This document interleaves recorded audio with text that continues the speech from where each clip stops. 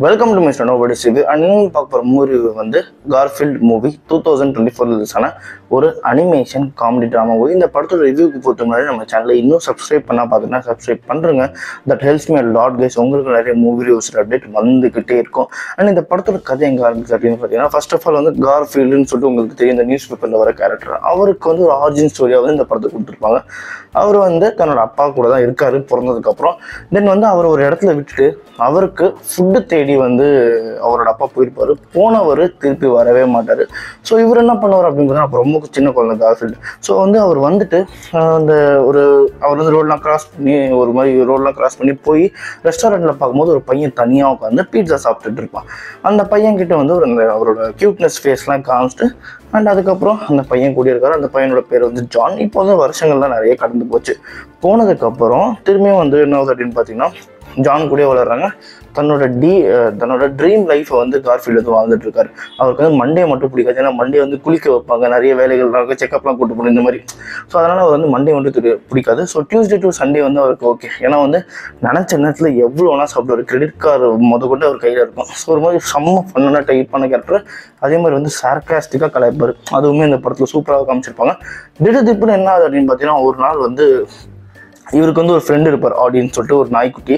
அவர் வந்து நம்ம கார்ஃபீல்டுக்கு வந்து ஒரு அடிமை மாதிரி அப்படிலாம் காமிச்சிருப்பாங்க. கிட்டத்தட்ட சொல்கிறதெல்லாம் செய்வார், வந்து கொடுப்பாரு. ஆனால் ஃப்ரெண்டு மாதிரியும் கூட, ஓகேங்களா. அப்போன்னு பார்த்து ஒரு நைட் வந்து இவர் வந்து மிட் நைட்டில் பசிக்குதுன்னு சொல்லிட்டு ஏஞ்சி ஃப்ரிட்ஜில் போய் என்ன இருக்குன்னு சாப்பிட்ற அந்த சமயத்தில் வந்து பின்னாடி பார்த்தா ஒரு பெரிய உருவம், ஒரு சின்ன உருவம், ரெண்டுமே வந்து டாக்ஸ் தான். அண்ட் வந்து கடத்திட்டு போயிடுறாங்க. கடத்திட்டு போயிட்டு தலைக்கெல்லாம் கட்டி தொங்க விட்டுறாங்க. அதுக்கப்புறம் அங்கே ஒரு வில்லி ஒருத்தி வர பூனை ஜிக்ஸ் அப்படின்னு சொல்லிட்டு, அந்த ஜிக்ஸ் கிட்ட இருந்து காப்பாற்றுறதுக்கு அங்கே ஒரு பெரிய உருவம் ஒன்று வருது. இவங்க ரெண்டு பேரை காப்பாற்ற யாருன்னு பார்த்தீங்கன்னா நம்ம கார்ஃபீல்டோட அப்பா. இத்தனை வருஷம் கழிச்சு என்னடா இப்போ வந்திருக்கா அப்பா அப்படின்னு சொல்லிட்டு நம்ம கார்ஃபீல்டு கேட்க, இந்த மாதிரி இவளுக்கு எனக்கு வந்து சண்டைப்பா, நானும் இவ்வளோ வந்து பழைய காலத்தில் திருடுற அந்த சமயத்தில் வந்து இவ ஒரு பாட்டில் மில்க் வந்து கீழே போட்டுருவான் அந்த பூனை. போட்டதுக்கப்புறம் அங்கே வந்து இவளை பிடிச்சிட்டு போயிடுவாங்க.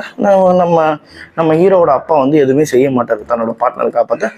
ஸோ அதை காரணமாக வச்சு இப்போது எனக்கு வந்து ஒரு எப்படி சொல்லணும், ஒரு மில்க் ட்ரக்கிலோட எனக்கு வேணும் அப்படின்னு சொல்லிட்டு அதை திருடி கொடு அப்படின்னு சொன்னேன். நான் மட்டும் திருடினா போதுமா அப்படின்னு சொன்ன அந்த சமயத்தில் வந்து, நீ மட்டும் இல்லை, உன் புள்ள கூட இருக்கான் பார்த்தியா ஒரு நாய்க்குட்டி, நீங்கள் 3 பேரும் தான் போய் திருடணும். ஸோ திருடி எடுத்துடுவாங்க அப்படின்னு சொல்லிட்டு சொல்கிறாங்க. இவங்க ஏற்கனவே திருடினாங்க பார்த்தீங்கன்னா அந்த டைமில், அதே இடத்துக்கு தான். இப்போ அந்த இடம் வந்து அட்வான்ஸாக பயங்கரமாயிடுச்சு. அங்கே போகிறாங்க. அண்ட் அதே மாதிரி வந்து அப்பாவுக்கும் பிள்ளைக்கும் செம்ம சண்டை போயிட்டு இருக்கு. ஏன்னா வந்து இத்தனை வருஷமாக வராத இப்போ வந்திருக்காரு அப்படின்னு சொல்லிட்டு ஒரு மாதிரி சண்டை. அதுக்கப்புறம் என்ன அப்படின்னு பார்த்தீங்கன்னா, அந்த ஃபார்முக்குள்ளே நுழையிறதுக்கு வழி தேடுற சமயத்தில் அந்த ஃபார்மில் 2 முக்கியமான அனிமல்ஸ், ஒரு புல், ஒரு கவ். அந்த கவ் வந்து உள்ளே இருக்குது, அந்த புல் வந்து ஒரு ரஃப்பான புல் அப்படின்னு சொல்லிட்டு அதை வெளியே தொத்தி விட்டுருவாங்க. அவங்களோட லவ்வை பிரித்து விட்டுருவாங்க. அந்த புல் வந்து டெய்லி அந்த ஃபார்முக்கு வந்து தூரத்துலேருந்து எட்டி பார்க்கும் தன்னோட லவ்வரை.